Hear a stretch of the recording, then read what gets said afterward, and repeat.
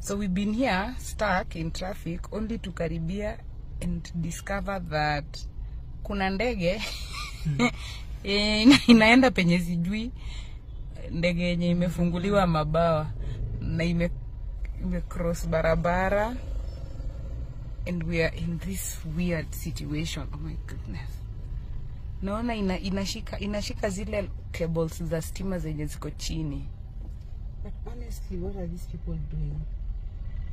I don't know if they've done this before. Kenya nae hapana. Yani we're just full of drama. Pride of Africa, Kenya Airways. Well, Si kitu wangefanya pia, wangefanya usiku penye hakuna mse.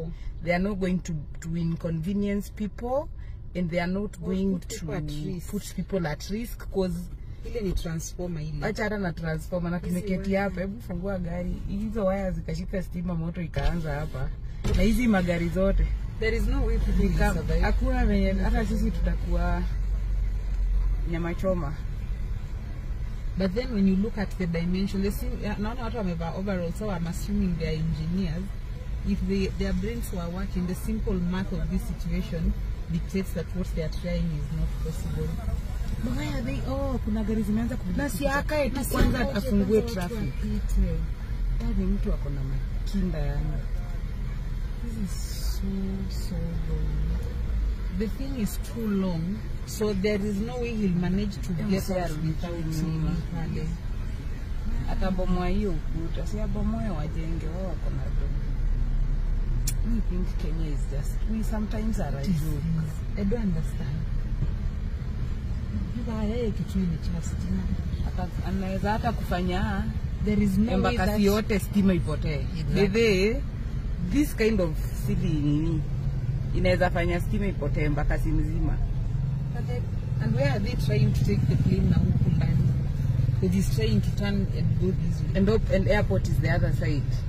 Alafu huku barabara ni narrow zote. Yes.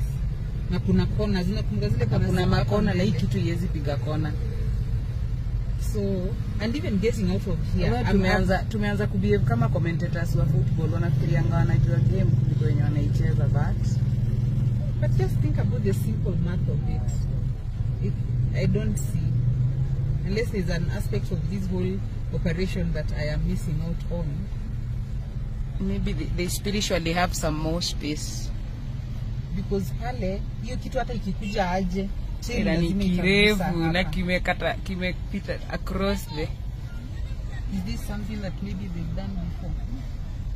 I don't know. That's why I'm saying I might be here getting pissed off because tumekuwa hapa kwa jam. Huyu naye hataki kusimama, aliacha gari na akaenda. Adika hapo maybe akachoka. At least kuna polisi. Hata polisi wenyewe wame out of this situation. Tuende we. Kikilipuka tusikwe hapa. Yeah. This is a very risky thing